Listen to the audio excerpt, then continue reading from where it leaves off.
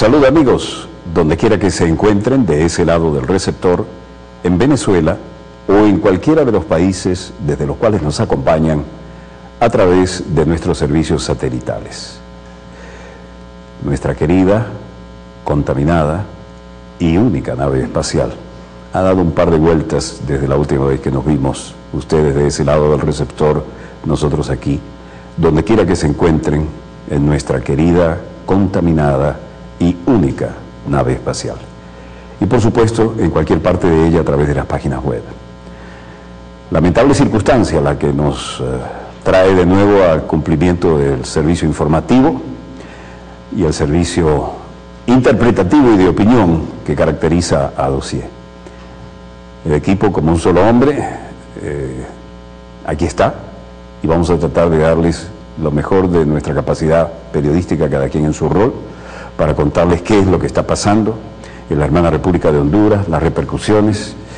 Y esto nos retrotrae a contarles lo que les habíamos dicho tantas veces la semana pasada.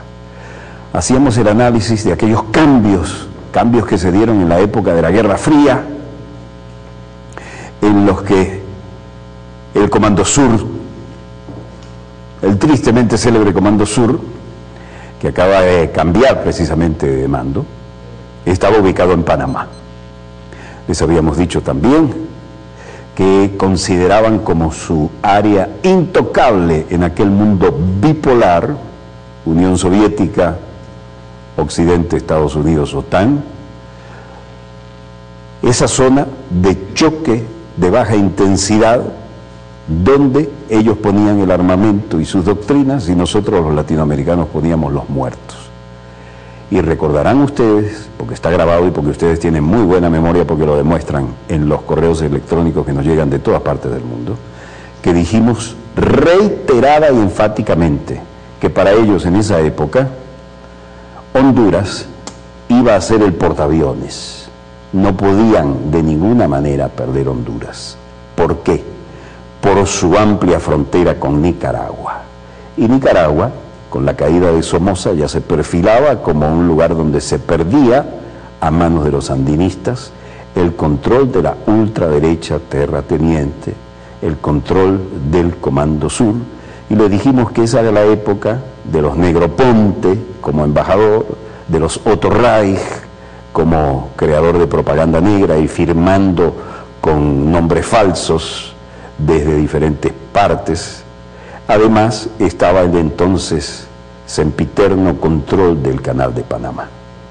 Cuando los tratados Torrijos-Carter, que le costaron la vida a Torrijos, como le costaron la vida también al democristiano progresista que estaba en Ecuador en ese momento, los dos murieron el mismo año en sendos accidentes aéreos inexplicables.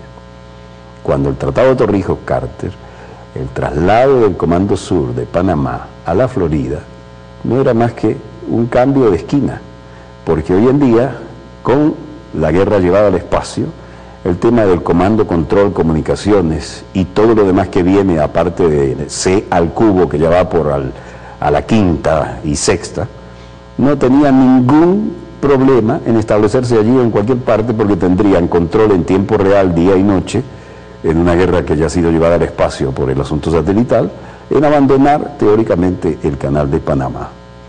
¿Cuál es el problema del Canal de Panamá? El único problema que tienen es que los portaaviones de la clase Nimitz y los de la siguiente no pasan por el canal. Entonces tienen que darse toda la vuelta por Sudamérica para ir desde sus bases en la costa atlántica a sus bases en la costa del Pacífico. Pero lo que nunca pudieron admitir, y más en el contexto de la Guerra Fría, es que Nicaragua se alzara victoriosa al viejo ejemplo de Sandino y su legendario ejército, cuando cayó Somoza, el hombre graduado y posgraduado en West Point, y que tenía pagado por años una agencia de relaciones públicas que estaba con la sede oficial en Nueva York, pero que actuaba con el lobby sobre el Congreso en Washington. El hombre manejaba de tal manera el chantaje en esa época que decía: elijan o yo o los comunistas. Y entonces ahí aparecían personajes como Jesse Helms, la gente de la CIA dirigida por Papá Bush, Ronald Reagan, que decía muy bien los libretos que le preparaban y que se dormía en las sesiones de gabinete y seguían sin él, y entonces había que fabricar a los contras, algo muy parecido a lo que tenemos muy cerca de aquí, pero no vale la pena gastar saliva en eso en ese momento.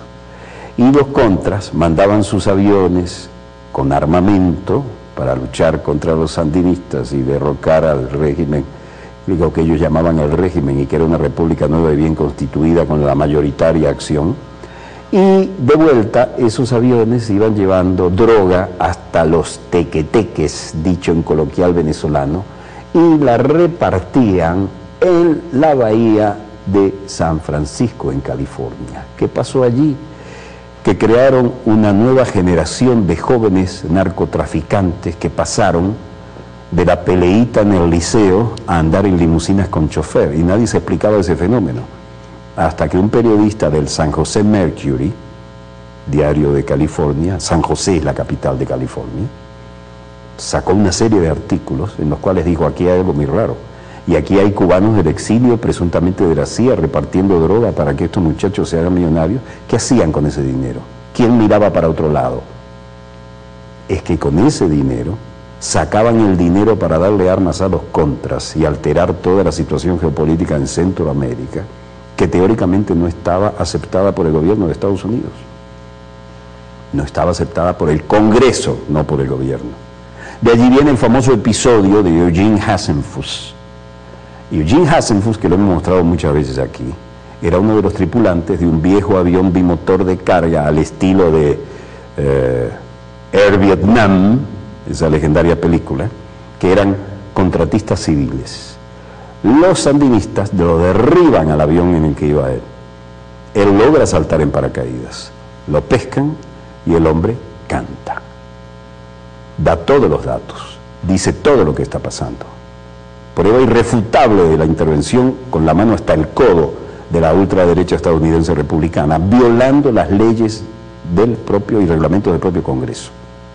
Cuando Hasenfus les cuenta, por ejemplo, que en Costa Rica, por eso decimos en aquel plan, el casus belli era: Honduras es nuestro portaaviones, El Salvador nos ayuda y Costa Rica va a ser la Virgen violada, ese va a ser el casus belli. Qué casualidad, en toda la frontera de Costa Rica con Nicaragua, las haciendas, en su mayoría, así como aquí tenemos haciendas fronterizas en manos muy raras, no todas, allá tenían las haciendas en la frontera entre Costa Rica y Nicaragua, en manos de ciudadanos estadounidenses. Eran verdaderas bases de operaciones, control, comando, comunicación. ¿Qué pasó con Eugene Hasenfus? Que dijo: bueno, nosotros dependemos de esto y esto y esto, como estos 4 señores que sobrevivieron en la selva de Colombia y que estaban cumpliendo labores de espionaje electrónico, contratistas civiles. Es decir, el trabajo sucio lo hacen ellos, nosotros no nos podemos meter, no nos metemos. No son nuestras fuerzas. Cuando van a ver el cadáver del piloto, de su bolsillo, ellos tenían casas seguras en San José para descanso y etcétera, ¿no?, entre misión y misión. Cuando van a ver en su bolsillo, se encuentran con un número de teléfono, llaman a ese número de teléfono con el mejor traductor de inglés que tenían los sandinistas, y ¿quién atiende al otro extremo de la línea? Papá Bush, el único secretario, el único director de la CIA que llegó a presidente de Estados Unidos. Así se jugaban las cosas. En esa época podíamos andar así de safari, era el uniforme de los periodistas, ¿no? Y yo no sé si por cábala hoy me encontré con este que es de esa época y me lo puse, porque las cosas tenemos que informarlas como son y van a salir así. Además, ya bastante incómodo andar de saco y corbata, paltó y corbata, como decimos aquí, hablando de estas cosas que lo hacen transpirar a uno, pero de la rabia. Honduras era el portaaviones, no podían permitir en Honduras la voluntad democrática, libremente expresada de un pueblo que hoy, en un gesto no vinculante, sencillamente con una 4ª urna, porque era una urna para el Ejecutivo, una para el Legislativo y una para las autoridades locales. La 4ª urna, que era este símbolo que les mostrábamos durante la semana, era simplemente para decir: ¿quiere usted o no que vayamos eventualmente y según el resultado